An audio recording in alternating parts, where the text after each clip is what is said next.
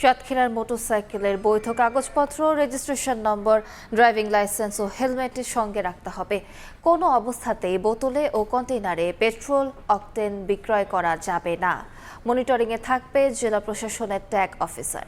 এ নিয়ে বিস্তারিত জানতে চলে যাচ্ছি সাতক্ষীরার পেট্রোল পাম্পে সহকর্মী মমতাজ আহমেদ বাপির কাছে। বাপি, রয়েছে প্রাইভেট কারেরও লাইন দীর্ঘ হয়েছে।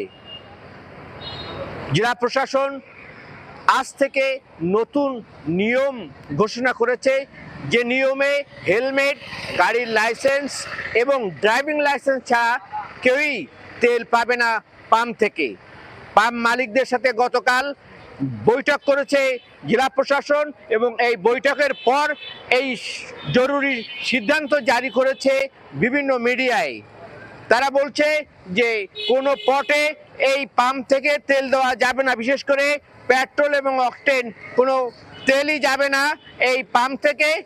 এবং প্রত্যেকটি গাড়িকে চেক করা হবে হেলমেট আছে কিনা, তার গাড়ির লাইসেন্স আছে কিনা, তার ড্রাইভিং লাইসেন্স আছে কিনা। এই চেক করার পরেই তাদের তেল দেওয়া হবে। এইভাবেই নিয়ম করেই এই তেল সংকট নিরসনে জেলা প্রশাসন একটি সিদ্ধান্ত নিয়েছে।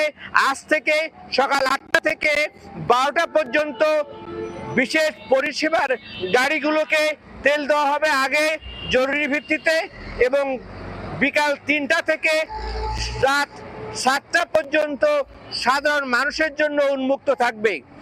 তবে এই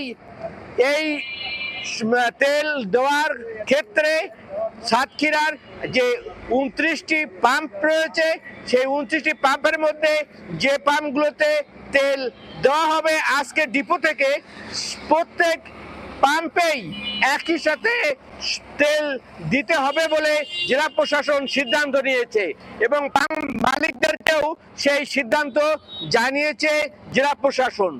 এতে করে সাধারণ মানুষ কিছুটা স্বস্তি পেয়েছে। সাধারণ মানুষ মনে করে যে এই লাইসেন্সের ব্যক্তি রেখে যদি তেল দেওয়া না হয় তাহলে অবশ্যই তেলের ঘাটতি কমে যাবে বলে তারা মনে করছেন। গাড়ির সংখ্যাও অর্ধেকে নেমে আসবে বলে তারা মনে করে। এই ছিল সাতক্ষীরার তেল পাম্প থেকে তেল সরবরাহের সর্বশেষ সংকটের চিত্র। সরাসরি যুক্ত ছিলাম সাতক্ষীরায়।